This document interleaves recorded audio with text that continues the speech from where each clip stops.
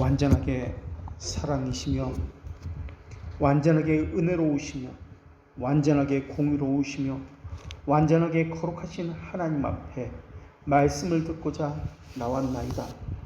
저희로 하여금 하나님을 왜곡하지도 말게 하시옵고 하나님을 저희 생각과 보이는 것으로 제한하지도 말게 하시며 오직 하나님의 진리의 말씀을 따라서 저희의 생각이 바뀌어지게 하여 주시옵고 저희의 기도가 바뀌어지게 하시고 저희의 바람이 변화되게 하여 주시옵소서.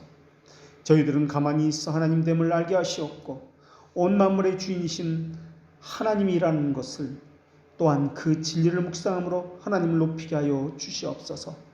저희들의 이기적인 생각은 떨쳐버리게 하여 주시옵고 저희들의 마음은 넓혀 주시옵고 아버지의 완전하심과 영광을 깨닫게 하여 주시옵소서.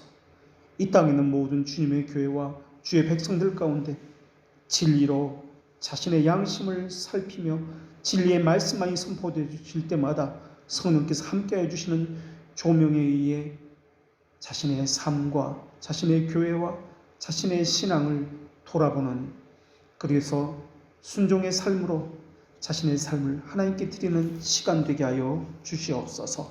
예수님의 이름으로 기도합니다. 아멘. 오늘 하나님께서 우리에게 주시는 말씀 로마서 16장 13절의 말씀입니다. 하나님의 말씀을 봉독합니다. 하나님의 말씀을 경청하십시오. 주 안에서 택하심을 입은 루포와 그의 어머니에게 문안하라. 그의 어머니는 곧 내 어머니니라. 아멘. 오늘 본문에 나오는 루포는 루폰이라 불리는 이름인데요. 이 루포라는 이름은 노예에게서 흔히 발견되는 라틴어식 이름입니다. 이 이름은 헬라식으로도 불려지고 있습니다. 헬라어로는 루포스라고 그렇게 불려집니다. 그만큼 로마나 헬라에서 흔히 볼 수 있는 이름이 바로 오늘 본문에 나타난 루포라는 이름입니다. 또 루포라는 이 이름의 뜻은 붉다, 머리카락이 붉다라는 그런 의미를 가지고 있어서 아마도 붉은 머리를 가지진 않았나라는 생각을 하기도 합니다. 그런데 많은 학자들이 이 루포가 바로 예수님의 십자가를 대신 짊어지고 올라간 구레네 사람 시몬의 아들이다라고 이야기합니다. 마태복음 우리가 잘 알고 있듯이 유대인들을 고려해서 기록했습니다. 그리고 마가복음은 그 대상이 이방인들입니다.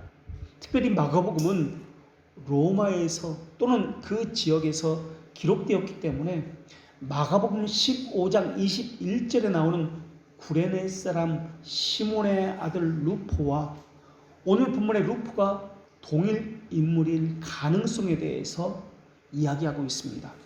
마가복음 15장 21절은 이렇게 하나님께서 기록해 놓으셨습니다. 아침 알렉산더와 루포의 아버지인 구레네 사람 시몬이 시골로부터 와서 지나갔는데 그들이 그를 억지로 같이 가게 하여 예수의 십자가를 지우고 라는 말씀입니다. 마가는 구레네 사람 시몬의 그 자녀들이 알렉산더와 루포라고 기록해 놓고 있습니다. 아무런 이유 없이 자신의 그러니까 구레네 사람 시몬의 아들의 이름이 이것이다라고 기록해 놓지는 않았을 것이다 라고 보는 것입니다. 최소한 마가는 이 두 사람의 이름, 이 두 아들의 이름을 기록해 놓은 것을 보아서 알렉산더와 루포가 누군지를 알고 있었고 최소한의 관계 정도는 가지고 있었다라고 보여집니다. 그런 의미에서 이 구레네 사람 시몬 그리고 그 두 아들 알렉산더와 루포는 이 복음서의 저자들과 바울도 마찬가지입니다만은 밀접한 관계가 있다라고 보여집니다. 그래서 많은 학자들이 바로 구레네 사람 시몬의 아들 그 루포가 오늘 본문의 그 루포가 아닌가라고 주장을 합니다. 그런 의미로 볼 때 로마 성도들은 이 루포를 아주 특별한 사람으로 여겼다고 보여집니다. 구레네라는 지역은 북아프리카, 그 이집트가 있다면 그 이집트 옆에 서쪽 부분에 리비아라는 나라가 있는데, 현재 그 리비아에 있는 키레네라는 도시를 이야기하고 있습니다. 유대인은 외국에 살더라도 누구든지 1년에 한 번 6월절에는 예루살렘을 방문해서 6월절을 지켜야 하는 그러한 절기를 가지고 있습니다. 그래서 이 구레네에 살던 이 시몬도 6월절을 맞이해서 예루살렘으로 왔다가 예수님의 십자가를 대신 지게 된 것입니다. 자기 남편 이 구레네 시몬이 죽은 이후에 그 아들은 자신의 어머니를 데리고 구레네를 떠나와서 사도 바울의 선교 사역에도 참가했고 또 로마로 이주해 오지 않았나라고 그렇게 이야기하고 있습니다. 더군다나 사도행전 13장 1절에는 이런 말씀이 있습니다. 안디옥 교회에 선제들과 교사들이 있으니 곧 바나바와 니게르라 하는 시므온과 구레네 사람 루기오와 분봉왕 헤롯의 젖동생 마나엔과 및 사울이라. 북아프리카에 살고 있던 구레네 사람 루기오가 안디옥으로 와서 교회를 다녔고 그 교회에서 교사로 활동했다라는 기록입니다. 이런 것으로 미루어 보아서 글라우디오스 황제 사망 이후에 유대인이었던 루포와 그 어머니가 로마로 이주해서 로마 교회에 몸을 담고 있다라고 보는 것입니다. 물론 많은 사람들이 이런 주장을 하고 있지만은 또 어떤 사람들은 이건 추측에 불과할 뿐이다 라고 그렇게 말하는 학자도 있습니다. 루포가 바로 마가복음에 나오는 그 루포다 라고 하는 것은 근거가 전혀 없는 것은 하지만 그렇다고 그것이 그 사람이다라고 확실하게 말할 수 있는 자료가 있는 것은 아니다라고 그렇게 주장하기 때문에 그렇습니다. 어찌됐든 그 루포이든 그 루포가 아니든 오늘 본문에 보면은 이 본문에 로마 교회에 있는 이 루포를 향해서 뭐라고 이야기하고 있냐면 택하심을 입은 자다라고 말씀하고 있습니다. 택하심을 입은 자라는 이 말의 의미는 우리가 생각하는 영원전에 택함을 받았다라는 그런 의미로서 기록한 것이 아니라 헬라어로 톤 에클레크톤이라는 단어인데요. 일반적인 의미에서 택하신다는 그런 의미가 아니라 다른 성도들에 비해서 그리스도 안에서 더 많은 수고와 봉사와 충성됨을 보였다. 더 많은 수고와 봉사와 충성됨을 뛰어나게 했다라는 그런 뜻으로 택하심을 입었다는 이 단어를 사용합니다. 그러니까 다른 사람들에게 인정받을 정도로 아주 열심히 했던 사람이 바로 루포다라고 오늘 본문은 기록하고 있다는 것입니다. 우리가 지난 시간에 성경에서 거룩이라는 단어가 어떻게 사용되었는지 7가지로 살펴보았습니다. 하나님께서 어떤 사람을 택했다, 구별되게 했다 할 때도 거룩이라는 단어를 사용했습니다. 또 성경에 보면은 건짐을 받아서 세상에서 교회로 옮겨짐을 받았을 때도 거룩이라는 단어를 사용했습니다. 또 사역을 위해서 자기 자신이 열심으로 준비한다 할 때도 성경에서는 거룩이라는 단어를 사용한다고 우리가 이미 배웠습니다. 그렇게 교회를 위해서 열심히 자신을 구별했고 수고했고 충성했던 사람이 루포다라고 오늘 본문에서는 그렇게 설명하고 있습니다. 그렇기 때문에 이런 맥락으로 볼 때 몇몇 영어 성경에서는 RSV라든지 이런 성경에서는 우리말 성경처럼 택하심을 입은 자, 루포라고 번역하지 않고 주님을 탁월하게 따르는 자, 충성된 자 이런 식으로 번역해 놓은 것을 볼 수가 있습니다. 그런데 오늘 우리가 다루고자 하는 것은 루포의 열심이 아닙니다. 루포의 어머니를 향해서 바울이 내 어머니다 라고 한 이 부분을 다루고자 합니다. 어머니라고 할 때는 2가지 의미를 가지고 있습니다. 교회를 말할 때도 어머니라는 단어를 사용해서 비유하기도 합니다. 먹이고 입히고 말씀으로 양육하기 때문에 교회를 어머니라고 하는 것입니다. 또 하나는 우리가 어머니라고 할 때 일반적으로 친한 친구의 어머니를 자기의 엄마 대하듯이 하는 경우도 있습니다. 언제든 찾아가서 밥을 얻어 먹을 수 있고 자기 자식처럼 생각하는 그런 친구의 어머니를 말할 때도 어머니라고 사용됩니다. 그런 것을 볼 때 바울과 루포의 관계가 어떠한지 미루어 짐작할 수 있습니다. 그리고 루포의 어머니를 내 어머니다라고 말할 때 이 어머니라는 개념이 어떤 것인지 이것도 미루어 짐작할 수가 있습니다. 내 어머니로 말하는 것은 그냥 말로 할 수 있는 그런 말이 아닐 것입니다. 예수님은 마가복음 3장 35절에서 이렇게 말씀하신 적이 있습니다. 누구든지 하나님의 뜻대로 행하는 자는 내 형제요 자매요 어머니니라. 이러한 것을 미루어 볼 때 바울이 어머니라고 한 것은 그저 인간관계를 염두에 두었다는 그런 의미를 가지고 있지 않았을 것이라고 보여집니다. 우선은 바울에게 있어서 이 어머니라고 할 때 예수님이 말씀하신 것처럼 하나님의 뜻대로 한다는 공통 분모가 이들 사이에는 존재하고 있지 않았을까라고 보여집니다. 그렇다면 좀 더 구체적으로 그들 사이에 있었던 공통 분모라고 하는 것은 무엇일까 하는 것입니다. 무엇을 그들을 하나의 가족으로 내 어머니라고 그렇게 관계를 가지게 했을까 하는 것입니다. 고린도전서 6장 17절에는 하나님은 이렇게 말씀하시는데 주와 합하는 자는 한 영이니라 라고 합니다. 주와 합하는 자는 한 영이다. 이것을 다른 말로 우리는 연합이다, 또 성도의 교제다 라고 그렇게 알고 있습니다. 오늘 본문에도 주 안에서라는 이 단어가 나오는 게 바로 그것이 그런 의미다라는 것을 우리가 이미 알고 있습니다. 그러니까 어머니라는 단어를 통해서 우리는 두 가지 것을 생각해야 합니다. 하나는 우리는 모두가 주 안에 있다라는 것을 전제로 해야 합니다. 그러니까 그리스도와 연합되었다, 접붙여졌다라는 것을 전제로 해야 합니다. 또 다른 하나는 교회를 향해서 어머니라고도 말할 수 있다라는 이 사실입니다. 그런 점에서 두 가지 것을 어머니를 통해서 발견할 수 있는데 주님과의 관계에서 그리고 하나는 교회와의 관계에서 이 둘을 살펴보아야 한다라는 것입니다. 우리는 사도신경에서 고백하기를 나는 성령을 믿사오며 거룩한 공교회와 성도가 서로 교제하는 것을 믿습니다라고 고백을 합니다.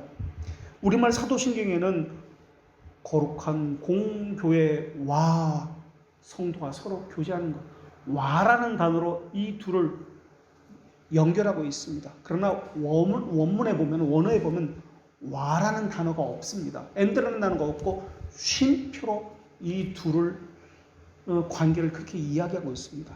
쉼표를 사용해서 거룩한 공교를 믿는다는 것과 성도의 교제를 믿는다고 그렇게 이야기하고 있는 것은 이것은 서로 다른 것이 아니라 서로 동일한 것입니다 라고 고백한다는 뜻입니다.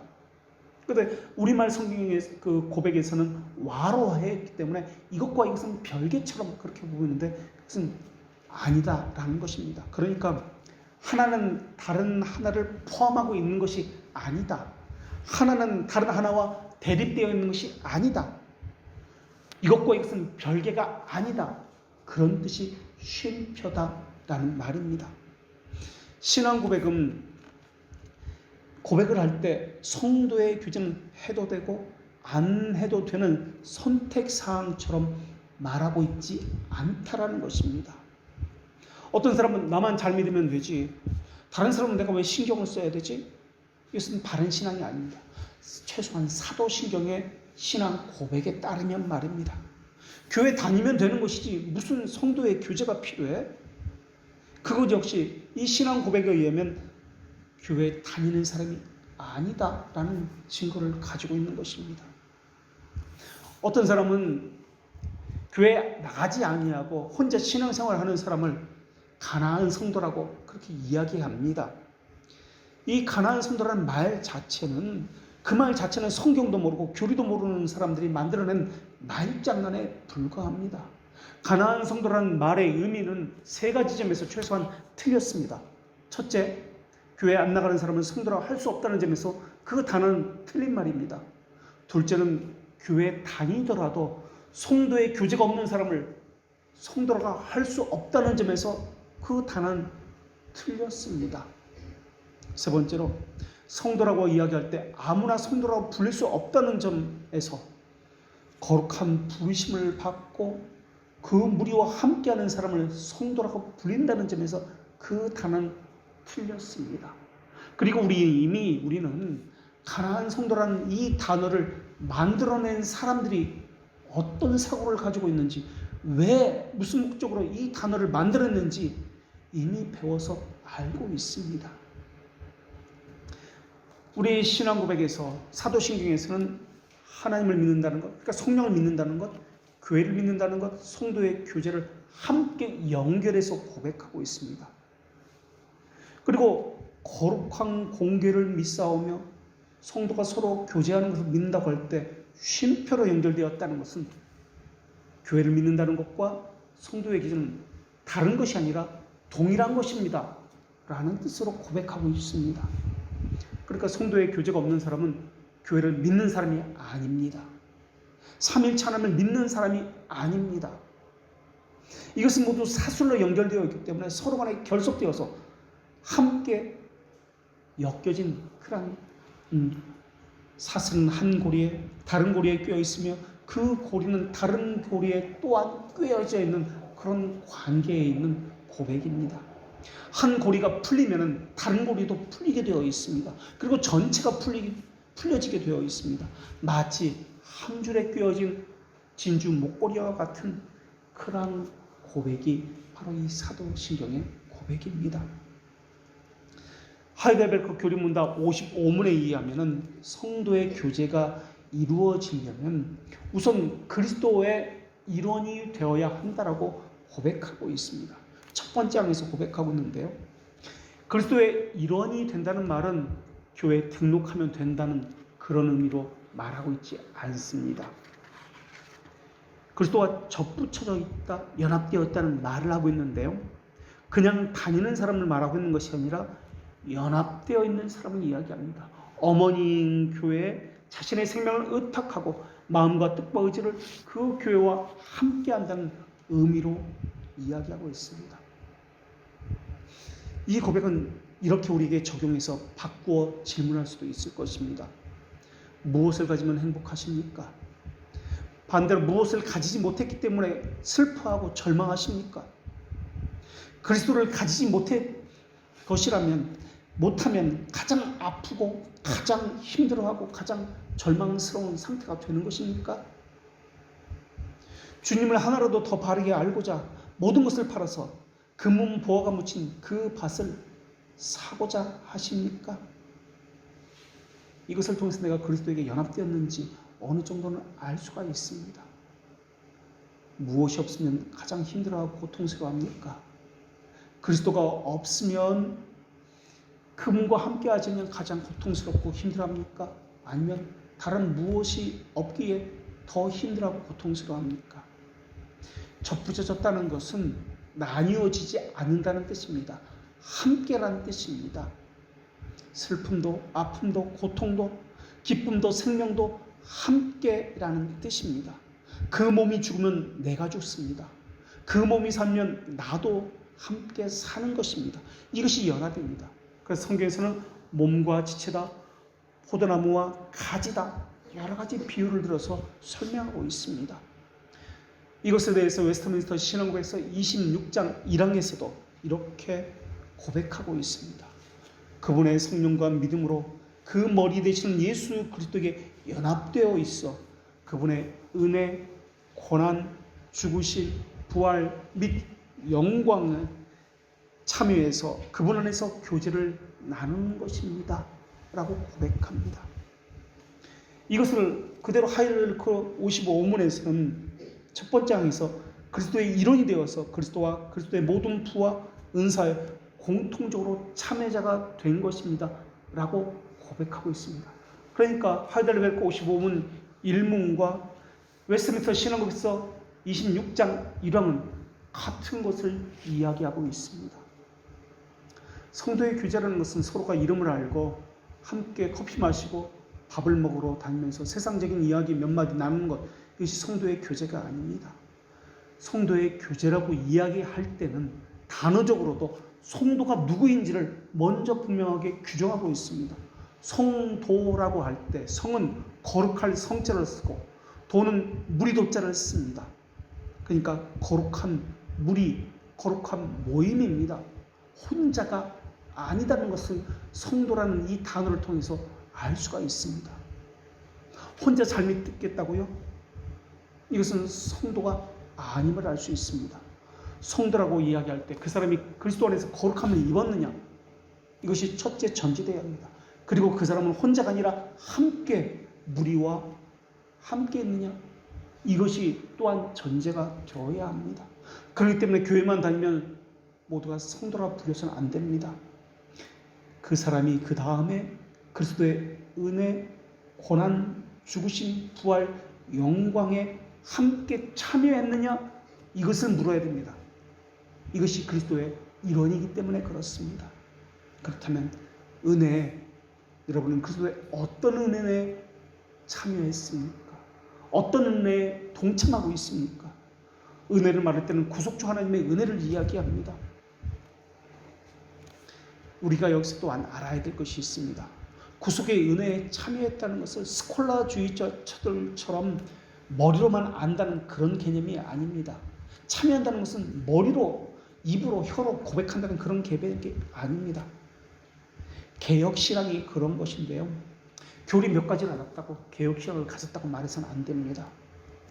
알미니안주의자들도 자신을 개혁신앙인이라고 그렇게 이야기합니다. 회중파도 자신들을 참된 신앙인이라고 그렇게 이야기합니다. 우리는 개혁신앙 안에 도사리고 있는 알미니안주의를 주의해야 합니다.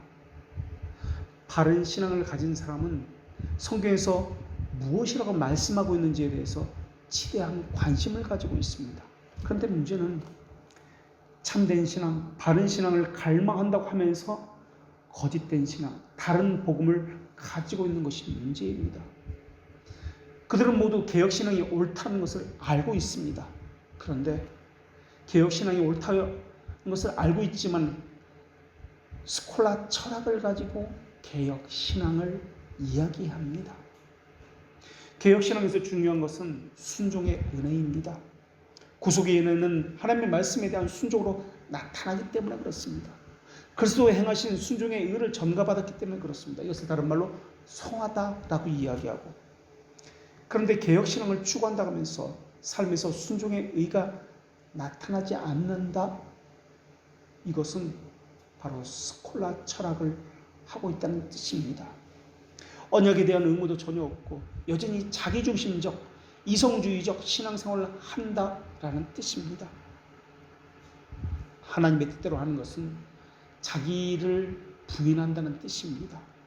내 생각이 이러니 내일은 이렇게 하고 저렇게 하고 이렇게 해서 이문을 남길 것이다. 야고보서에 보면은 장사꾼을 향해서 악한 장사꾼이라는 하나님의 책망이 나옵니다. 장사에서 이문을 남기겠다는 것이 잘못됐다는 뜻이 아니라 하나님을 의지하지 않고 내가 이렇게 해서 저렇게 해서 판단해서 이를 뒤에서 꾸미는 것을 악하다고 이야기합니다. 개혁신앙 안에는 이런 교묘한 스콜라 철학이 들어와서 교묘하게 자리 잡고 있습니다. 스콜라주의는 이성과 자기 생각으로 신앙생활을 하는 것을 이야기합니다. 이들은 합리적인 것을 따집니다. 자기 판단에 의해서 이것을 하기도 하고 저것을 하기도 합니다. 이것이 스콜라 철학입니다. 그래서 종교개혁은 이성으로 신앙생활을 하겠다는 것을 다 제거해내고 벗겨낸 것이 종교개혁입니다. 그런데 오늘날 바른 신앙을 가져보겠다고 하는 사람들이, 이성을 가지고 자기 것을 추구하는 사람들이 너무나 많이 있습니다. 개혁신앙, 개혁교회 안에 알미니아 주의자들입니다. 참된 신앙을 하겠다고 하는데 삶에 대한, 말씀에 대한 순종이 없습니다. 그들은 늘 내 상황이 이렇습니다. 변명과 핑계로 일관합니다. 그리스도의 구속의 효과를 무시하고 그 능력의 부분적인 것만 택합니다. 믿음으로 신앙생활을 해야 되는데 자기 이성으로 신앙생활합니다. 협력적 은혜를 취하고 눈에 보이는 숫자와 가시적인 것, 공로를 가지고 그들은 이야기합니다. 은혜는 함께 가는 것이기 때문에 하나가 없는 곳에는 전부가 없고 하나가 모자라는 곳에는 모든 것이 모자라다는 것을 기억하셔야 합니다. 사랑이 있는 곳에는 신뢰가 있고 믿음이 있습니다. 그리고 믿음이 있는 곳에는 사랑이 있고 그 믿음은 소망과 함께 연합되어 있습니다. 하나님을 신뢰한다고 하면서 참된 것을 추구한다고 하면서 교회의 기강과 규율에 순종하지 않고 자기 생각대로 한다는 것은 교회와 성도의 교제를 분리해서 믿겠다고 하는 태도입니다. 하나님을 거룩하게 신뢰하는 곳에는 하나님을 향한 사랑도 반드시 있게 되어 있습니다. 은혜의 소망이 있는 곳에는 반드시 하나님을 향한 두려움도 함께 있게 되어 있습니다. 그리고 하나님을 사랑한다는 표시에는 교회를 내 몸과 같이 사랑한다는 것도 함께 있습니다. 그래서 성도는 교회를 남의 몸 대하듯이 하지 않습니다. 나는 내 실속 차릴 테니 너희는 알아서 하라. 그러지 않습니다. 한 몸에 접붙여 있는 것이 성도이기 때문에 그렇습니다. 하나님은 우리가 하나님의 사랑하고 그의 계명들을 지킬 때 이로써 우리가 하나님의 자녀 사랑하는 줄을 아느니라 라고 말씀해 주셨습니다. 성도로 가면서 교회의 가르침과 지침을 지키지 않아도 된다고요? 교인이 한두 명 맞는 교회라고 무시해도 된다고요? 교회의 기강과 규율은 내가 판단해서 지켜도 되고 안 지켜도 된다고요? 오히려 성경은 땅에서 매이면 하늘에서 매인다라고 복음 선포하는 교회에 천국 열쇠를 주셨다고 말씀하고 있습니다. 교회는 다른 사람이 없이는 다른 사람도 존재할 수가 없습니다. 교회는 하나를 부인하면 다른 것도 부인하는 결과를 낳습니다. 결국 하나를 부인하는 것은 모든 것을 부인하는 것이 됩니다. 결과를 부인하는 것은 그 원인을 부인하는 것이요, 그 원인을 부인하는 것은 그 결과를 부인하는 것이 됩니다. 교회를 부인하는 것은 하나님을 부인하는 것이요, 교회의 성도의 교제를 거부하는 것이면 또한 교회를 거부하는 것이요, 하나님의 거부하는 것과 되는 것입니다. 그가 참된 믿음을 가졌다면 교회를 사랑합니다. 교회를 사랑하는 사람은 교회의 질서와 기강을 사랑하고 무시하지 않습니다. 나는 교회의 질서를 따르지 않아도 된다고요? 거짓이 아닙니다. 성도가 취할 행동이 아닙니다. 우리가 알다시피 많은 사람이 우리 교회를 오고 갔습니다. 그들은 개혁교회를 찬다고 하면서 찾아왔습니다. 그러나 수많은 사람들이 예배가 끝나기 전에 인사도 하지 않고 그냥 가버립니다. 예배 후에 기도 시간 있는데도 무시해버립니다. 식사를 하는 식탁 교제도 무시해버립니다. 오후 교리 공부가 있는 것도 무시해버립니다. 그들은 내가 필요하면 할 것이요, 판단해서 필요치 않으면 안 한다고 그런 생각을 하고 있는지도 모르겠습니다. 그것이 과연 바른 신앙일까요? 사랑은 믿음에 의존하고 있고 사랑은 또한 순종에 의존하고 있습니다. 하나님은 복음 선포가 바르게 집행되기 위해서 교회에 주신 두 보물이 있는데 하나는 목사요, 하나는 교사입니다. 그들의 입술을 통해서 하나님의 말씀을 가르치도록 하셨고 또 믿음의 거룩한 일치와 올바른 질서를 그들을 통해서 행하도록 하셨습니다.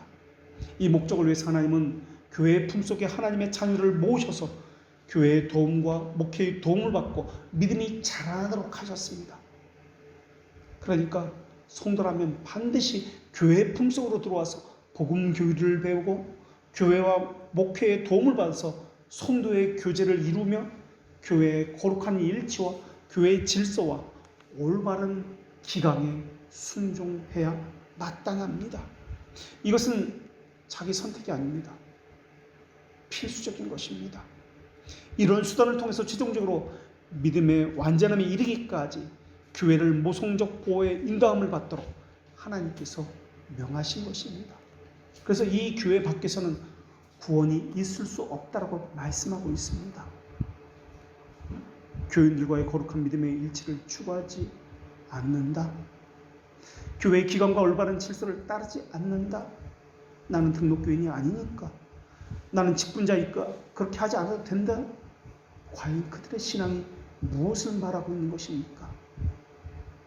이런 측면에서 하나님은 명하시는 아버지이시고 교회는 가르치시는 양육하는 어머니입니다. 교회의 가르침, 교회의 질서, 그 기강이 성경에 근거한다면 반드시 순종하고 따라야 합니다. 이것이 하나님을 사랑하는 방법이고 하나님께서 교회를 세우신 목적이고 또한 목회자를 세우신 이유입니다. 칼빈은 기독교 강요에서 무지한 죄를 세 가지로 설명합니다. 무지한 자는 변명과 핑계를 대는 자입니다. 의무와 필수적인 것에 대해서는 하지 않는 것은 하지 않는 것이고 한 것은 한 것인데 그들은 자기를 보호하기 위해서 늘 변명으로 자기 환경을, 상황을 탓을 하고 있습니다. 무지한 자는 두 번째로 일관성이 없는 자입니다. 여기서는 이렇게 하고 저기서는 저렇게 합니다. 다시 말하면 자기 소견에 옳은 대로 하고 있습니다. 세 번째로 무지한 자는 외식의 망토를 쓰고 자기 식대로 끝까지 행하는 자입니다. 누가 말해도 자기 방식을 고집하지 않습니다. 끝까지 자기가 하고 싶은 대로 행하는 자를 무지한 자다라고 이야기합니다. 이들은 하나님을 아는 자가 아니다, 하나님의 백성이 아니다 라고 말할 수 있습니다. 양심의 찔림도 없고 행하는 양심도 없습니다. 이들은 더군다나 믿음이 청결한 양심 안에 쌓인다는 이 사실을 모르고 있습니다. 그리스도의 일원이 된다는 것은 자기를 부인하고 자기 십자가를 지고 그리스도를 따르는 것으로부터 시작됩니다. 교회를 다니기만 하면 그리스도의 모든 혜택을 받는다는 이 사실은 1617년 돌트레이트 총회에서 이단위로 결정된 아르미니안주의자들의 주장입니다. 교회를 따르기만 하면, 교회를 다니기만 하면 그리스도의 모든 혜택을 받는다. 성경은 교회를 다니기만 하면이라고 말하고 있지 않습니다. 유효한 부르심을 받은 언약 백성에게만 그 효과가 있다라고 이야기하지 교회를 다니기만 하면이라고 말하고 있지 않습니다. 청업을 받은 모두에게가 아니라 택함을 받은 모두에게입니다. 그렇다면 신앙고백서의 질문으로 돌아가서 다시 묻겠습니다. 여러분은 성령과 믿음으로 그리스도에게 연합되어 있습니까?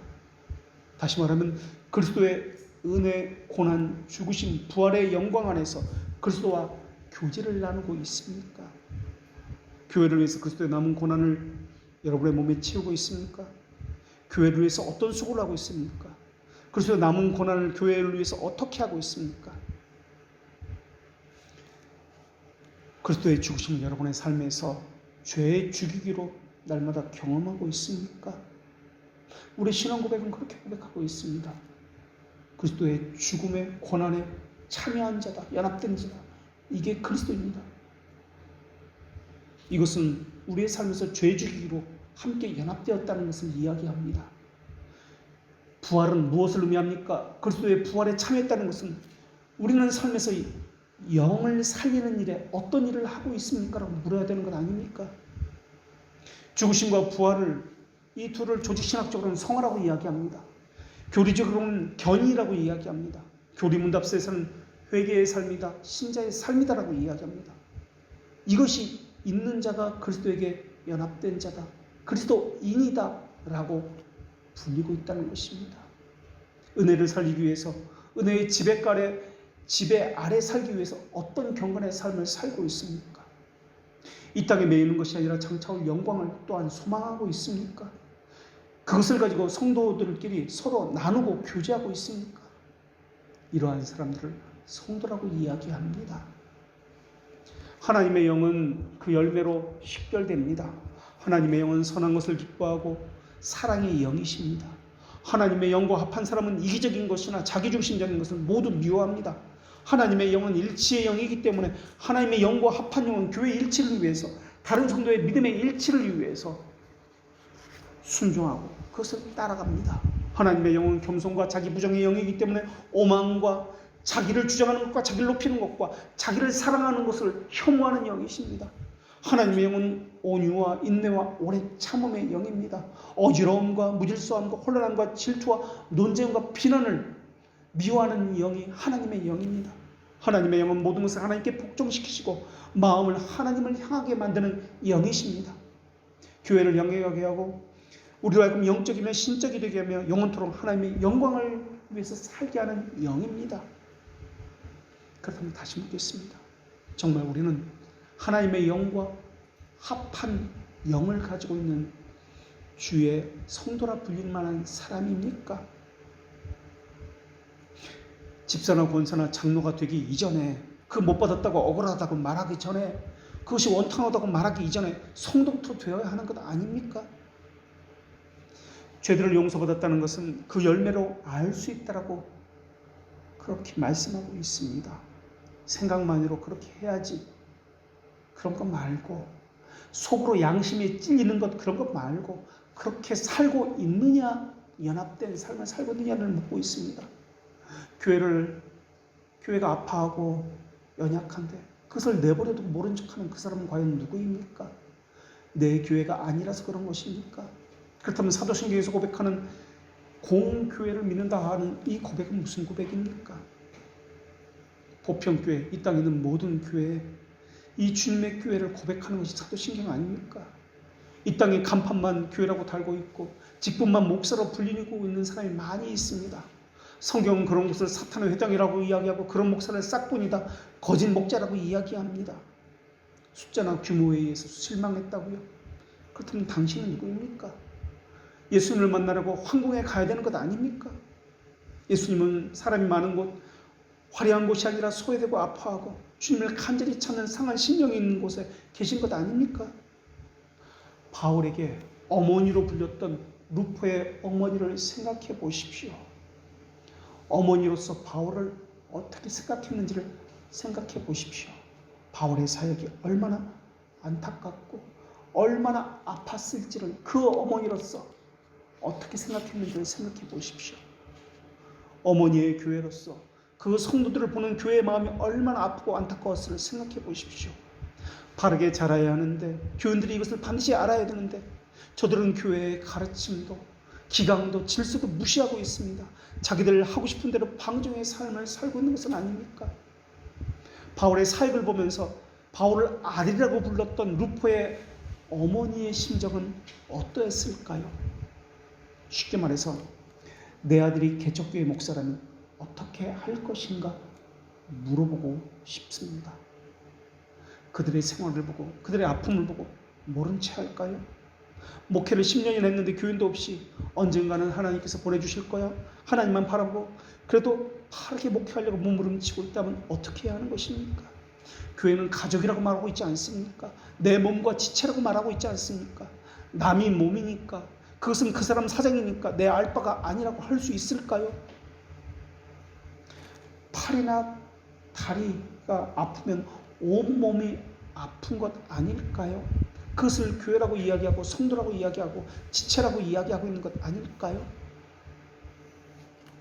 하나님의 영광을 한결같이 바라보면서 좌로나 우로나 치우치지 않고 교인이 한 명이 되었던 두 명이 되었던 하나님의 약속만을 바라보면서 복음을 증거하는 그 바울을 바라보는 그 루포의 어머니의 심정은 어떠했을까요? 밤잠을 자지 아니하고 기도하는 것은 다반사요. 내 생명을 바쳐서라도 내 아들의 교회가 잘 되는 것, 성도가 와서 부흥하고 하나님의 영광이 함께하는 교회가 되기를 바라는 것, 이것이 어머니의 마음 아닐까요?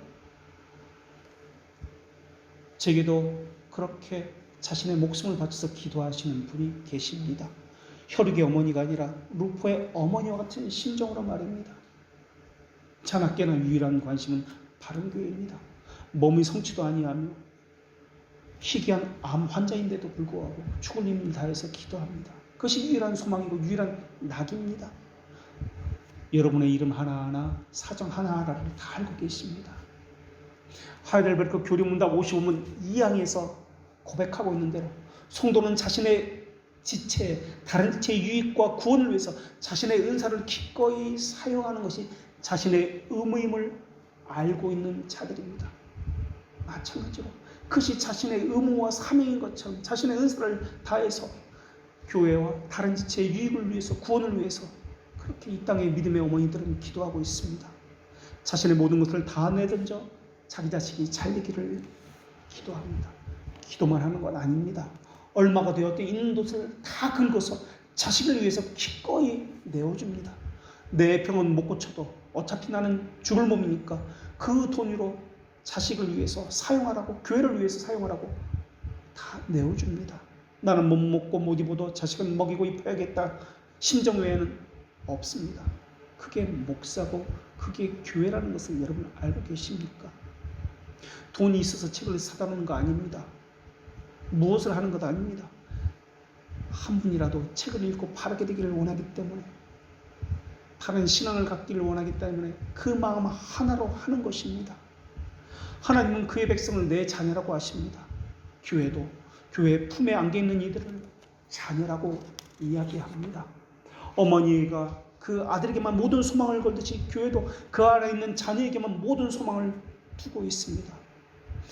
믿음이 하나님을 영원하게 하는 이유는 하나님 안에서 오직 그분께만 모든 것을 구하기 때문에 그렇습니다. 어머니도 그렇습니다.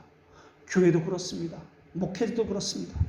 믿음은 무엇을 원하든 하나님께만 모든 것을 기대합니다. 믿음이 말하기를 저의 모든 소망은 오직 주님께만 있습니다. 어머니도 기도하기를 저의 모든 소망은 나의 아들이 잘 되는 것에 있습니다. 내가 원하는 유일한 것은 오직 아들이 잘 되는 것입니다. 믿음은 하나님 외에는 소원을 이룰 다른 방도가 없기 때문에 모든 것을 하나님에게만 기대하는 것입니다. 믿음은 하나님의 참되심을 믿고 그분에게만 의지하는 것입니다. 어머니도 그렇게 하나님 외에 소원을 이룬 다른 방도가 없기 때문에 모든 것을 하나님께만 의지하고 있습니다. 교회도 그렇게 하나님 말씀 외에 성도들을 구원할 방도가 없기 때문에 모든 것을 주의 말씀만 가지고 가르치고 그 가르치는 그것에만 의지하고 있습니다. 믿음이 하나님을 영원하게 하는 이유는 그분의 말씀에 모든 것을 걸고 있기 때문에 그렇습니다. 그래서 신자라면 이렇게 기도합니다. 저는 하나님의 신실하신 약속을 믿습니다. 만일 이 약속이 저를 절망시킨다면 저는 틀림없이 영원히 멸망하고 말 것입니다. 저의 영혼과 몸과 평판과 복음의 특권을 비롯한 나의 모든 관심사가 모두 하나님의 신실하심에 달려 있습니다. 저의 언약에 대한 믿음이 좌절된다면 저는 영원히 사라지고 말 것입니다. 이것이 성도의 고백입니다. 이것이 바로 어머니가 그 아들을 향한 마음이고 교회가 그 성도를 향한 간절함입니다. 그 자녀가 잘 되기를 바라는 마음을 가진 사람이 어머니 말고 또 누가 있겠습니까? 자기 교인이 하나님 앞에서 바르고 정직하게 잘 되기를 바라는 사람이 목사 말고 또 누가 있겠습니까? 자녀를 품에 안고 자신의 피와 살까지 다 내어주는 것이 교회 말고 그 자녀를 아끼는 이가 또 누가 있겠습니까? 어머니는 그 품에 자기 아이를 안고 잠을 재우고 달래고 먹이고 아기의 안위를 위해서 애쓰느라 밤잠을 자지 못하고 돌봅니다. 교회가 바로 그렇게 합니다. 목회자가 바로 그렇게 합니다. 양은 자기 목자의 음성을 아는 거로 이리와 따라가되 이리와 강도는 따라가지 않는다라고 이야기했습니다. 목사는 그렇게 밤잠을 자지 못하고 말씀 앞에 자신을 먼저 세우려고 하는 사람입니다. 그리고 자신이 서 있는 그 말씀 앞에 자신의 교인도 세우려고 하는 사람입니다. 목사는 다른 사람을 구원하지만 자신은 천국을 이룰 수 있기 때문에 얼마나 더 노력해야 되는지 모릅니다. 목사도 다른 사람과 다름이 없기 때문에 언젠가는 천국이냐 지옥이냐 하는 이 갈림 앞에 서 있다는 것을 잘 알고 있습니다. 설교를 잘해서 성도들을 구원에 이끌 수 있다 해도 이것은 목사 자신의 구원과 또는 성화의 삶과는 전혀 별개의 것입니다. 정작 그리스도를 열심히 전했음에도 불구하고 다른 사람은 많은 사람을 구원의 길로 인도했음에도 불구하고 정작 자신은 멸망의 길로 가게 된 사람들이 너무나 많이 있습니다. 그래서 목사도 노심초사해야 합니다. 함께 경주하는 자로서 부단히 노력해야 합니다. 그리스도에 관한 설교를 하면서도 목사 자신은 그리스도를 무시할 수 있습니다. 성령에 관한 설교를 하면서도 목사 자신은 성령님에 대해서 저항할 수 있습니다. 믿음에 대한 설교를 하면서도 목사 자신은 정작 믿음이 없는 죄를 지속적으로 범하곤 합니다. 회개의 삶과 거룩을 추구하면서도 목사 자신은 계속 마음을 완악하게 할 수 있습니다. 천국을 전하면서도 목사 자신은 계속해서 세상과 버타며 육신의 삶을 고수하기도 합니다. 그렇기 때문에 다른 사람보다 더 힘겨운 싸움을 해야 합니다. 더군다나 하늘에 속한 일을 한다고 하기 때문에 세상에 필요한 물질과 소유로부터는 다른 사람보다 더 많은 희생을 강요당하고 있습니다. 오히려 목사이기 때문에 다른 사람보다 물질이 더 많이 필요하고 주님의 일을 하기 때문에 더 많은 곳에 쓸 것이 필요한데 오히려 이것은 무시당하고 희생과 수고만을 강요당하고 있습니다. 그래서 목사는 안팎으로 다른 사람보다 더 많이 싸워야 하고 더 많이 견뎌야 합니다. 어머니가 그런 자식의 사정을 모를까요? 자식이 어떻게 사는지, 자식의 고민이 무엇인지 그런 것도 모르고 어머니라 부를 수 있을까요? 성령 하나님이 그 자식의 말 못할 속사정을 과연 모르실까요? 루포의 어머니는 어떠했을까요? 아마 모르긴 모르지만은 바울의 그 사정들, 그 고민들, 그 목회에 일어난 수많은 사건들을 정말 몰랐을까요? 모르긴 모르지만 바울을 눈물을 많이 훔쳐주었을 것입니다. 아무 말도 할 수가 없어서 바울을 부둥켜 안고 함께 많이 울었을지도 모르겠습니다. 그게 교회가 아닐까요? 그게 어머니가 아닐까요? 그게 성령님 아닐까요? 자신이 목사이기 때문에 당연히 구원받는다고 사람들은 생각합니다. 그러나 그 생각을 버려야만 합니다. 헌데도 자꾸만 교회에서 설교하고 목사로 불려지기 때문에 하나님과 함께하는 사람이라고 착각을 받을 때가 너무 많습니다. 바울이라고 다르지 않을 것이라 봅니다. 그렇지 않았다면 인생의 말년에 바울은 자신을 향해서 죄인 중에 괴수라고 말하지 않았을 것입니다. 구원은 따놓은 당상이라고 말했을 것입니다. 그런데 인생의 말년에 괴수 중에 괴수라고 이야기합니다. 날마다 자기 안에는 힘겨운 싸움이 있는데 목회에는 오래 참음이 더 많이 필요하기 때문에 다른 사람보다 더 많은 오래 참음을 강요받았을지도 모르겠습니다. 목사고시를 통과했다는 사실을 그것 가지고 심판을 통과했다고 생각하십니까? 그보다 더 어리석은 일은 없을 것입니다. 그런데 교인들은 목사이기 때문에 더 특별할 것이라고 생각합니다. 목사고시에 합격한 사람이기 때문에 더 특별한 삶을 요구하고 있습니다. 목사는 신분이 구원을 보장해 주는 것처럼 그들은 생각합니다. 목사는 자기 몸 하나 건사하기도 더 힘이 듭니다. 그런데 다른 사람까지 건사하라고 요구받고 있습니다. 목사라고 그냥 구원받는 건 아닙니다. 오히려 더 버림받고 구원에서 멀어질 수 있기 때문에 자신에 대해서 더 많이 근신해야 합니다. 성도의 교제가 더 많이 필요하고 성도들이 은혜를 받아서 바른 삶을 산다는 소식을 더 많이 듣고 위로를 받아야 합니다. 그래야 힘이 나고 목양에 큰 활력소가 되는 것입니다. 목사도 자기 자신을 방치해 두었다가는 교만과 불신, 자기 중심적인 삶, 미선, 거짓, 온갖 더러운 죄 가운데 다른 사람보다 더 큰 죄들 가운데 들어가게 됩니다. 목사가 이런 사람입니다. 진정한 회심을 통해서 성화의 과정을 밟아야만 하나님의 영광을 위해서 일할 수 있습니다. 그렇지 않다면 목회는 그냥 직업에 불과할 뿐입니다. 생계의 수단에 불과할 뿐입니다. 돈을 위해서 필요한 하나의 직업에 성도들은 하나의 자신의 필요에 의해서 사용되는 그러한 기계에 불과하다고 여기게 될 것입니다. 참된 성도가 참된 목사를 만드는 것이고 참된 목사가 참된 성도를 만드는 것입니다. 목사만 잘한다고 되는 것이 아닙니다. 목사 혼자 잘한다고 교회라고 말하고 있지 않습니다. 성도는 교회를 다니는 사람이 아니라 교회를 세우는 사람입니다. 모두가 연합되었기 때문에 서로가 위로하고 격려하며 천성을 향해서 함께 걸어가는 것이 교회입니다. 환난과 핍박을 받았다고, 어려움이 있다고 그 어머니가 그 자녀를 버릴 수 있다고요? 천만에요. 한 번 맺어준 그 언약은 평생 끊을 수 있는 것이 아닙니다. 그것이 어머니와 자식의 관계와 교인과 교회의 관계입니다. 또 목자와 또한 그 성도의 관계입니다. 하나님의 신실하신 지혜와 섭리가 그 관계를 맺게 하신 것입니다. 어머니는 그 자식의 모든 근심과 걱정이 사라지기까지 슬픔과 탄식의 기도를 계속해서 하실 것입니다. 교회도 그러하며 성령님도 그 탄식의 기도를 그치지 않을 것입니다.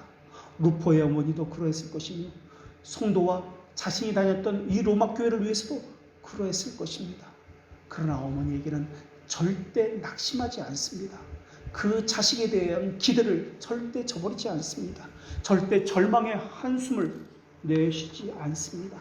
언젠가는 사랑이라는 이름을 가지신 하나님이 모든 눈물을 닦아주실 것을 굳게 확신하며 그날이 오기까지 끝까지 인내하며 믿고 기다리고 또한 기도할 것입니다. 쇠약해진 몸으로 자리에 누워서 고통에 시달리며 밤잠을 이룰 수 없을지라도 그 자녀에 대한 기도와 염려는 자신의 병과 자신의 고통보다 더 끊이지 않는 고통으로 다가와서 그 기도를 쉬지 못하게 할 것입니다. 어머니인 교회가 그 자식이 연약하고 미련하다고 버릴 수 있다고요? 성도가 아니라면 그럴 수 있을 것입니다. 그러나 연합된 자라면 절대 그럴 수 없습니다. 교회도 그러하고 성도도 그러합니다. 그런 관계 속에 있는 것이 연합이라는 개념입니다. 그러나 하나님은 여전히 교회와 함께 하실 것입니다. 모든 눈물을 닦아 주실 것입니다. 교회는 순전한 하나님의 말씀이 전해지는 곳입니다. 그러한 것을 교회라고 말하지 교회 간판을 내걸었다고 다 교회라고 말하고 있지 않습니다. 성경을 끼고 교회 간다고 모두가 다 성도라고 말하고 있지 않은 것과 마찬가지입니다. 그 교회가 참된 성도라고 참된 교회라고 말하고 있는 것은 그 교회에 참된 성도가 있다는 의미입니다. 자신의 몸인 교회를 위해서 눈물로 기도하는 성도가 있으며 교회를 위해서 자신의 모든 것을 내어주는 성도가 있으며 교리문답서의 고백처럼 그것을 기쁘게 유쾌하게 여기는 사람이 있다는 뜻입니다. 믿음은 성령께서 우리에게 허락하신 가장 강력한 은사입니다. 그렇기 때문에 믿음은 성삼위 하나님께 가장 큰 찬양과 영광을 돌릴 수 있게 합니다. 믿음은 그리스도를 영화롭게 하고 성령을 명예롭게 하고 하나님을 영광스럽게 하고자 합니다. 실로 내가 내 영혼으로 고요하고 평온하게 하기를 젖된 아이가 그의 어머니 품속에 있음 같게 하였나니 내 영혼이 젖된 아이와 같도다. 우리가 주 안에 있다면 어머니의 품 안에서 이렇게 고백했을 것입니다. 기도하겠습니다.